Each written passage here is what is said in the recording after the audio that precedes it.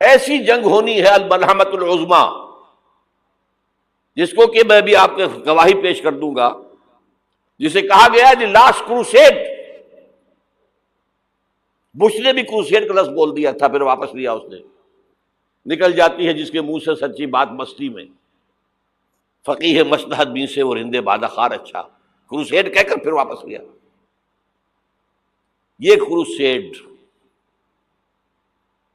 اس کے اوپر جس قدر نقصان ہونا ہے عربوں کا، گریٹر اسرائیل بنے گا، یہ عراق، شام، اردن، سعودی عرب کا کچھ شمالی علاقہ، ترکی کا جنوبی علاقہ، مصر کا صحرائے سینا، اور اس کے ساتھ ہی جو بہترین اس کا زرخیز ترین علاقہ ڈیلٹا آف نائل، یہ سب یہودیوں کے قبضے میں جائیں گے۔ اس کو حدیث میں کہا گیا الملحمۃ العظمیٰ۔ عیسائی 80 علم لے کر ہے مسلمانوں تم پر حملہ آور ہوں گے، اور ہر علم کے نیچے 12,000 فوج ہوگی، 9.5 لاکھ فوج۔ یہ نیٹو کی تیاری کس کے لیے ہو رہی ہے؟ جب یو ایس ایس آر کا خاتمہ ہوا تو پوچھا گیا تھا نیٹو چیف سے، اب کس لیے؟ تمہارا وہ دشمن تو ختم ہو گیا، اب ہمیں اسلامک فنڈامنٹلزم سے نمٹنا ہے۔ وہ جانتے ہیں خطرہ یہی ہے، اب اسلام ابھر سکتا ہے، مسلمانوں کے سینوں کے اندر وہ آگ ہے، اوپر خاکستر آ گیا ہے، تم پہ اٹھانا بیٹھنا، یہ اندر تو انگارہ ہے، اوپر سے راکھ ہے، اس سے دھوکہ نہ کھا جانا ان کے دلوں کے اندر۔ اور بش نے کہا تھا مسلمان چاہتے ہیں کہ ہسپانیہ سے لے کر انڈونیشیا تک نظام خلافت قائم کریں، اور میں حیران ہوا تھا کہ اس کمبخت کو ہسپانیہ کا خیال کیسے آ گیا؟ ہمیں تو کبھی آتا ہی نہیں، اب ہم تو بھول گئے، وہ تو 500 برس پرانی بات ہے جبکہ وہاں سے ہمیں نکال دیا گیا تھا۔ اگرچہ اقبال نے کہا تھا ہے ارض فلسطین پہ یہودی کا اگر حق، ہسپانیہ پر حق نہیں کیوں اہل عرب کا؟ ہسپانیہ میں تو 800 سال حکومت کی مسلمانوں نے، اور ابھی 500 برس ہی گزرے ہیں نا۔ یہودی تو ارض مقدس سے 2000 سال نکالے گئے، انہیں لا کے آباد کیا گیا، عربوں کے سینے میں خنجر بھونک دیا گیا۔ وہ چھوٹا سا ملک جو چاہتا کرتا، کوئی پوچھنے والا نہیں۔ امریکہ جیسے اپنے بیٹے کی حفاظت کرے ویسے کرتا ہے اس کی۔ اور حضور نے فرمایا ہے وہ جنگ جب ہوگی تو ایک باپ کے اگر 100 بیٹے ہوں گے تو 99 ختم ہو جائیں گے، ایک بچے گا۔ یہ حدیث ہے، حدیث ہے صحیح۔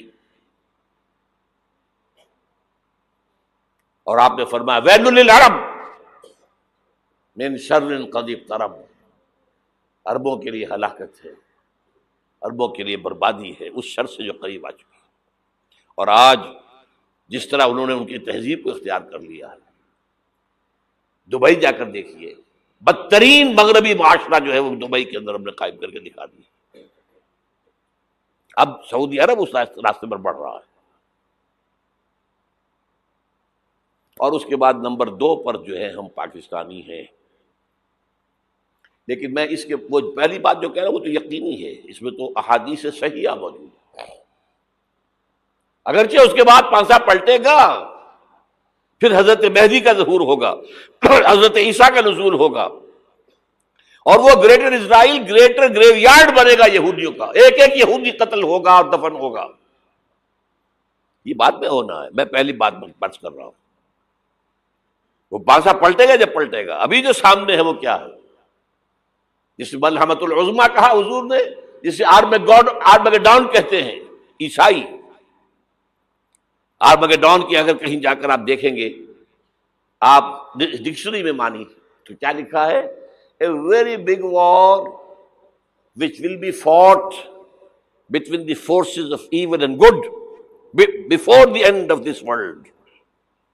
اس دنیا کے خاتمے سے پہلے خیر اور شر کی قوتوں کے درمیان بہت بڑی جنگ ہوگی۔ ارمجدون اسے کہتے ہیں عربی میں، اور ارمگیڈون اسے کہتے ہیں انگریزی کے اندر، اور یہ بائبل کی آخری کتاب کے اندر ہے، جو اس میں کہ مکاشفات یوحنا، ریویلیشنز آف سینٹ جان۔ یہ تو میں کہہ رہا ہوں یقین کے ساتھ، اور زیادہ دور نہیں ہے۔ آیا چاہتا ہوں، اس لیے کہ یہودیوں کا اور عیسائی جو کنزرویٹوز ہیں، نیو کنزرویٹوز، ان کا 5 نکاتی ایجنڈا ہے متفق علیہ، جس کے تحت کہ یہ جنگ صلیبی شروع کی گئی ہے. وہ سن لیجئے آپ. آرمیگیڈون نمبر 1، گریٹر اسرائیل قائم ہو جانا اس کے نتیجے میں نمبر 2، مسجد اقصی اور قبۃ الصغریٰ کو گرانا نمبر 3،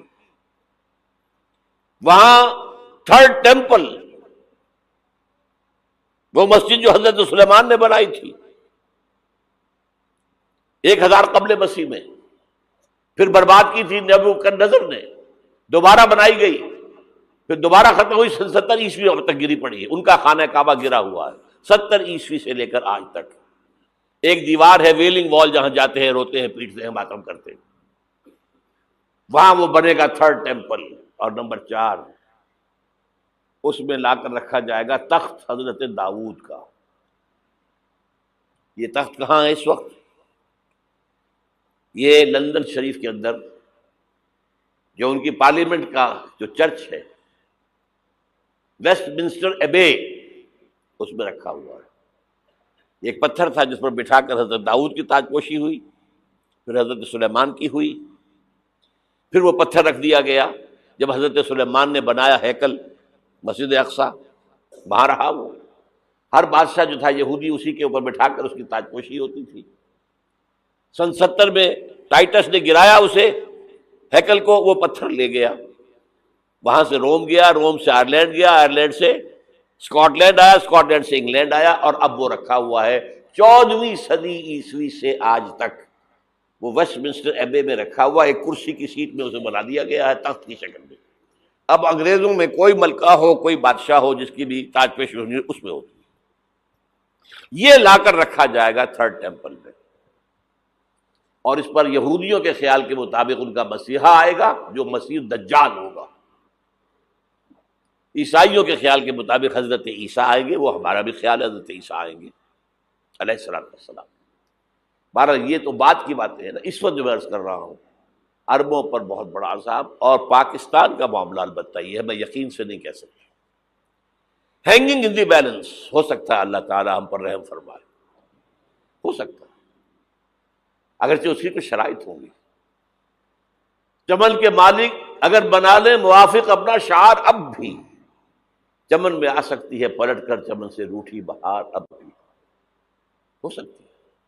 اور یہ بھی ہو سکتا ہے کہ اللہ تعالیٰ نے معجزانہ طور پر ہمیں ملک دیا، ہم نے اللہ سے بدعہدی کی، وعدہ خلافی کی، غداری کی، لہذا سزا دی جائے اور ہم سے یہ ملک چھین لیا جائے. It's just possible. دور نہ سمجھے اسے، انہونی بات نہ سمجھے. جو گھیراؤ ہو رہا ہے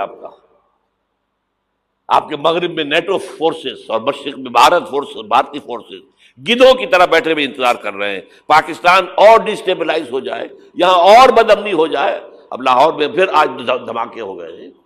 2 دن پہلے کا دھماکہ میں سہ کے آیا ہوا ہوں، آپ کے سامنے بیٹھا ہوں. وہ جانیں بچی ہیں جو ہماری اکیڈمی کا حشر ہوا، میں آپ کو نہیں بتا سکتا. یہ سارا کیوں ہو رہا ہے؟ تاکہ یہاں بدامنی ہو جائے اور ہمیں جواز مل جائے. مغرب سے نیٹو فورسز داخل ہو جائیں، مشرق سے بھارتی فورسز آ جائیں، اور ہمارے ایٹمی دانت توڑ کر اور پھر ہمیں بھارت کے سامنے ڈال دیا جائے. Now do as you like. یہ ان کا نقشہ ہے. ہوگا کیا وہ اللہ جانتا ہے، ہوگا وہ جو اللہ چاہے. لیکن اللہ کا چاہنا جو ہے وہ کس پر منحصر ہے؟ یہاں انقلاب برپا کرو، یہاں اسلام لاؤ. اگر دھندوں میں لگے رہو گے تو وہ خود بخود نہیں آ جائے گا انقلاب. صحابہ نے جانیں دی تھی، کتنی تکلیفیں اٹھائی تھی. 12 برس تک مکی دور کے اندر با نشہ درویشی در ساز و دمادم زن، جو پختہ شبی خدرا بر سلطنت جم زن. یوم طائف یاد ہے جو حضرت عائشہ فرماتی ہے کہ میں نے پوچھا تھا حضور سے کہ یوم احد سے زیادہ سختی بھی آپ پر کبھی آئی؟ یوم احد پر کیا ہوا تھا؟ تلوار کا وار پڑا تھا آپ کے چہرہ مبارک. یہ جو رخسار کی ہڈی ہے اس کے اندر وار گیا ہے. اوپر خود کی 2 کڑیاں تھیں، وہ اس میں گھس گئیں، 2 دندان مبارک شہید ہوئے. وہ خود کی کڑیاں ایک صحابی نے اپنے دانتوں سے پکڑ کے کھینچنے کی کوشش کی، دانت نکل گئے، وہ نہیں نکلی. کیا جتن کر کے نکالی گئی ہوگی تو خون کا فوارہ آیا، اتنا خون گیا ہے کہ آپ بے ہوش ہو گئے، گر گئے، اور مشہور یہ ہو گیا کہ آپ کا تو انتقال ہو گیا، شہادت ہو گئی. یہ سیرت کبھی پڑھی ہے؟ حضرت عائشہ کے ہوش کا تو یہی دور تھا نا. یوم طائف میں تو آپ کی کیا تھی، بچی تھی، انہیں کیا پتا کیا ہو رہا ہے حضور کے ساتھ. 3 دن تک حضور مکے کی گلیاں اور وہاں کے اوباش لوگ پتھراؤ کر رہے گئے تھے اس امید میں کہ شاید وہاں کا کوئی سردار ایمان لے آئے. تو یہاں تو ابو طالب بھی فوت ہو گئے، یہی دنیاوی سہارا تھا، خاندانی سہارا تھا ابو طالب کے ذریعے. اور گھر میں ایک دلجوئی کرنے والی رفیقہ حیات تھی، وہ بھی، ان کا بھی انتقال ہو گیا. آپ نے کہا یہ عام الحزن ہے، اب تو سب کو طے ہو گیا قریش کو کہ اب جیسے قتل کر دو ان کو. اسی لیے آپ گئے طائف، شاید وہاں کا کوئی بڑا سردار مانے، ایمان لے آئے مجھ پر، تو میں اپنا مرکز ادھر شفٹ کر دوں. تینوں سے ملے ہیں، تینوں نے وہ جواب دیے ہیں، نکل جاؤ یہاں سے، میں تمہارے ساتھ بات بھی کرنے کو تیار نہیں. اچھا تمہارے سوا کوئی نہیں ملا تھا اللہ کو نبی بنا کر بھیجنے کے لیے؟ دیکھو جاؤ، میں بات نہیں کرنا چاہتا، ہو سکتا ہے میں بے عزتی کر بیٹھوں، اور واقعی تم اللہ کے نبی ہو تو میں مارا جاؤں گا، جاؤ.